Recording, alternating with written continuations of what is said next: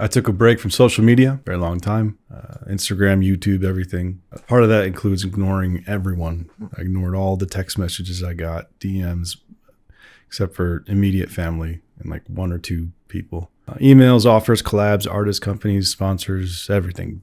I had to just walk away from everything for my own sanity for a long time to spend time on trying to resolve a lot of things. But just to get to the point, my life was kind of like this, where when I look at something, for example, a green cube, I can imagine the green cube and my mind starts to go down a rabbit hole, a little ADHD rabbit hole of what that cube could be. It could multiply, it could change it to this. It could become beauty, potential in things. So my brain will fix up a story for me to follow. It's like I'm watching a movie. But if it's something like negative, here's where the trouble starts, like a little devil.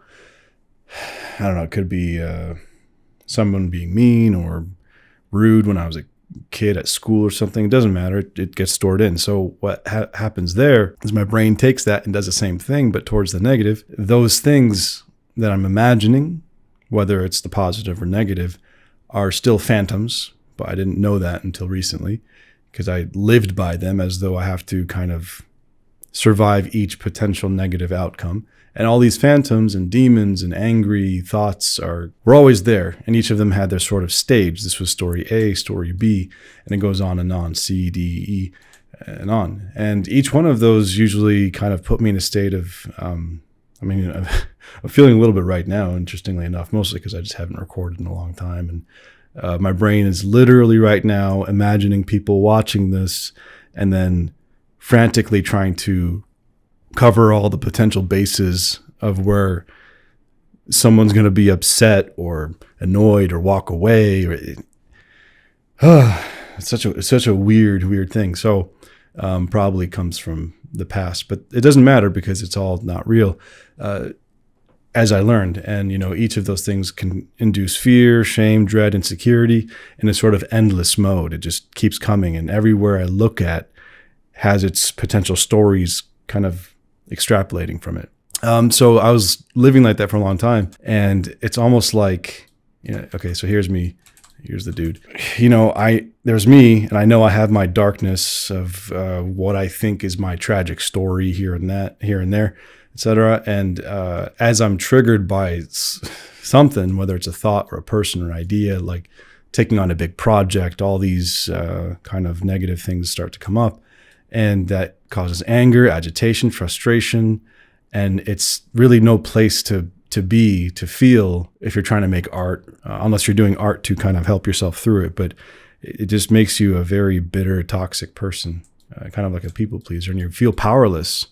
And so what I was doing in the last 2 or 3 years, for the last 10 years, if you've been following my stuff, is to approach each demon in my soul. What that means is I sit with whatever awful, horrible feeling that past might point me to, and I give myself what I needed to experience instead. So I present a counter narrative as a sort of explanation to the past. But when I can't explain it, I come to a wall. Then I have to come up with a new solution. But that's the whole journey. So going up to these thoughts or demons and such, you only realize that the people who might have bullied you in the past, whether it's school, a teacher, family, whatever, they have their own past. They have their own demons. And so they don't look at the world the same way you do. You don't look at the world the same way they do. Everyone has their own different POV in a sort of video game sense. No one has the same exact game.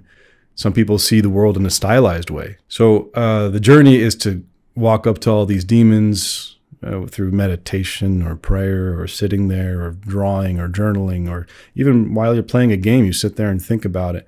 You need to kind of, at least for me, I had to find a balance of where I can go in a flow state without feeling ashamed or judged, which is hard because, I recently started playing roguelites. So I never thought I'd play this. And I'm kind of basing this whole idea off of this, if I'm a character in a game, a roguelite is could be a bullet heaven or bullet hell, and you're leveling up your characters, and the characters just keep coming like a swarm. And so it helped me visualize that. But I felt ashamed playing that. I'm like, there's no constructive nature of this game. There's no history that I'm learning about any kind of civilization. There's no praise about it outside in terms of this is the right game to play. So I was like kind of addressing each of those things as I was playing the games to help calm myself down. And so here I am playing Army of Ruin and Vampire Survivors, games that I thought I would never play. And it's pixels too. And so in that, I'm sitting there finding myself in a calmer place because I'm letting myself be distracted by something absolutely silly, beautifully silly. There's nothing wrong with it. And so in that, I'm finding parallels in my life and the character I'm playing in the game. And you should too. You can see yourself as a character with immense potential. And so here's the yellow brick road because it is just a Wizard of Oz. And here I am. And I know I've got way bigger demons that I've yet to face because I don't think anybody's kind of fully resolved, even in their late years, if they've been doing this kind of work. But that's just me. I mean, I just assume that there's always more to resolve. So I guess in the past, what my life looked and felt like is if I'm the character in the roguelite, the negative thoughts, like enemies, are just being like spawned from my own brain. It's not me. It's like, negative thoughts were there to help me navigate what to avoid in the world. And it's like kind of like a dread system, like an alarm system. It had its purpose. And it took me a long time to realize that. I used to resent it. It's like, I hate these thoughts. I hate these people. I hate these blah, blah, blah, blah. But really it just, ended up being, hey, no, it defended itself. It's like, hey, yo, we're just trying to help you out. You're about to go face a tiger around the corner. I'm like, what are you talking about? You're delusional. You're literally delusional, and you're good at that, brain, for awesome things like stories and narratives and paintings and ideas and music. And you're also really good at it for predicting the worst that could ever happen. It just, like, we got to tone it down. I'm this guy over here, anxiety and dread, in a frozen state. And when you're getting these negative potential thoughts, my mind at least catastrophizes and extrapolates the worst possible thing that could happen. And so I'm in a frozen state of fear, fight, flight, freeze, or fawn. That's your nervous system, a state where it's like, is there a tiger around the corner? Should we prepare for this? Why isn't anyone else freaking out? It's that kind of feeling. I can't think, I can't paint, I can't draw, and I can make the stuff if I have to under immense pressure or adrenaline. That's why I was able to do Patreon in the past. Every month I was freaking out the day before, which is a pattern I had all the way back in high school. I couldn't sit down and focus, especially not enough to read a book or write a paper. And so I would just do it the last minute the night before. And it never went well. The only thought is not to be creative or fun or connect or anything. Thought and the feeling is to survive, to feel safe. This is a very confusing world. Nothing was clear to me in this confusing system that I had to go through being an immigrant. Came here when I was 2 years old, not knowing people, our family. Well, my dad's American. He grew up in Seattle, but it was just not exactly a cakewalk. We find our coping mechanisms. It was being distracted by media. I used to play Overwatch a lot. I haven't tried Overwatch 2. I'm not really interested in doing so.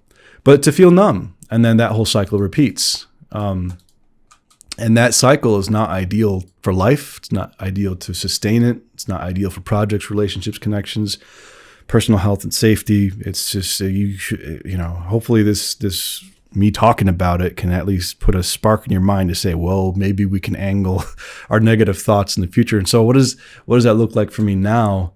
If we take that roguelite idea, it's as though I picked up a shield all along, and all the little journaling sessions I had, and all the sessions of just trying to sort things out, reading, writing, crying, weeping, sobbing, singing, everything, just letting the body do what it needs to do. The things that I didn't, the direction to do those things in the past, now this shield, as these negative thoughts come towards my radius, as they're exploding on the outside, it's not, some of them do get through. And how am I dealing with that?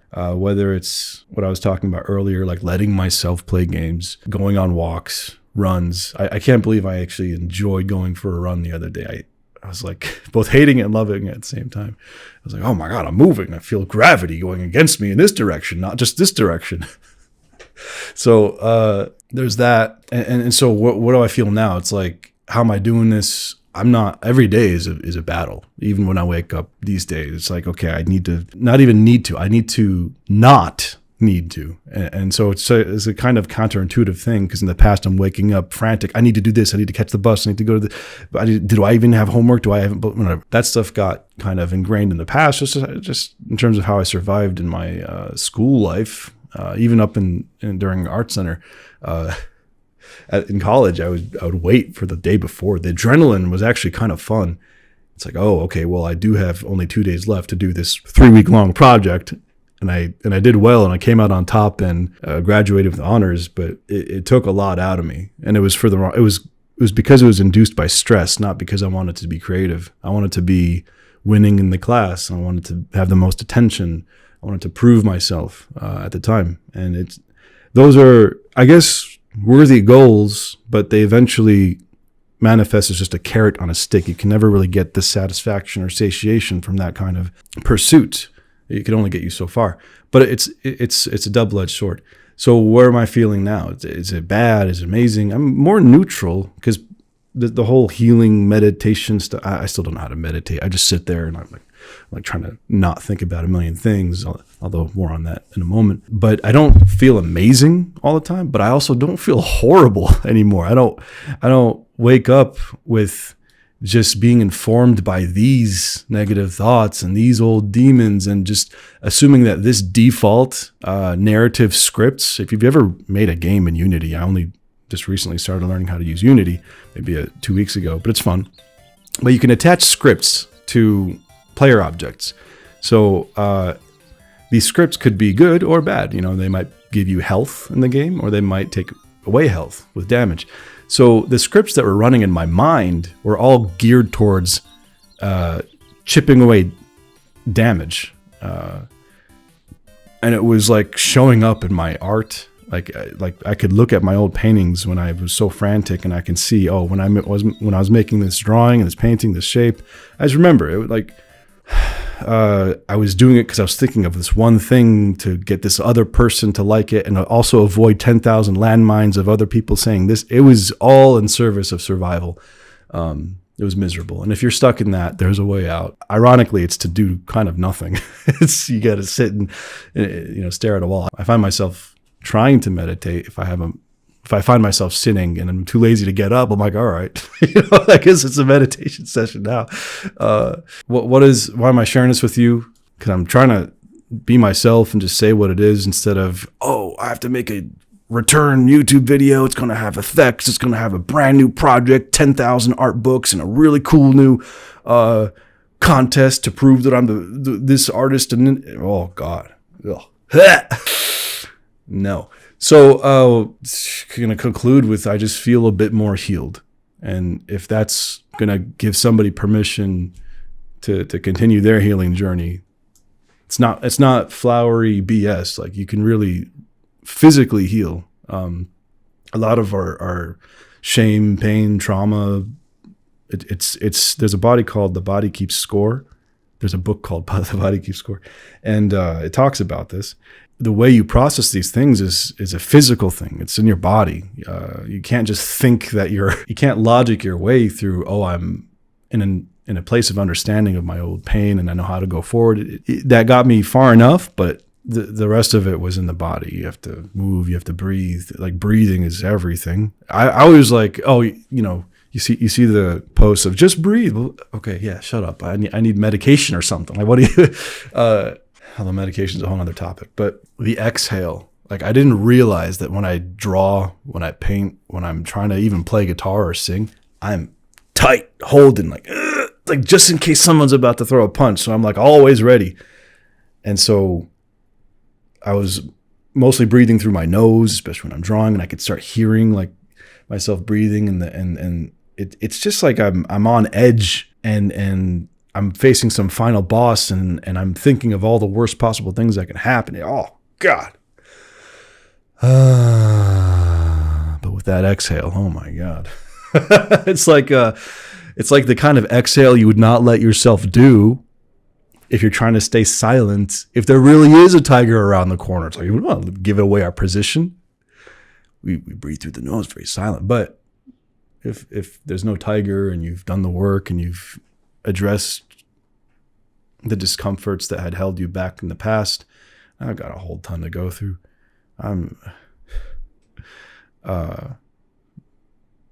It's best not to even think about where you are and where you're going to be. It's like you're on a loading bar to infinity. There's no like 100%.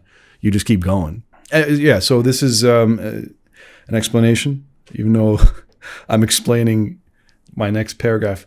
I feel less needing to justify and explain my existence or my expression or my art or whatever to feel seen, worthy, accepted, validated, because those are all very deep survival needs that everyone has. They're just, if you have a brain like mine, it'll take one tiny little thing of someone saying mean it's cool, and then in my mind I extrapolate that into a personal offense, a whole victim story, a narrative of why I'm right and they're wrong. I was bonkers, man. But with the freedom and privilege, absolute pure privilege that I had to spend the time alone because of being able to work from home and having the art business, thanks to all of you, obviously. But I was able to sit with this stuff. And I think anyone can do it if they have the time. I'm not special. It just takes some kind of nudging here and there. Thanks to the people who have nudged me when I was blind, all the things in my blind spots. And Steven Zapata's like, oh, we're just going to nudge him this way. Nudge him. Med, okay. All right. Right on, Med. Thanks, Steven. But yeah, I hope this helps anyone similar. Maybe a lead to better understanding of ourselves and all that. Oh, what a good sigh. That's a good one. I got nothing next. I'm going to share this and put it up and not care. And you should do the same. All right. Thanks for watching. That's 19 minutes so far. Do I have anything else to add? I don't think I have anything else to add.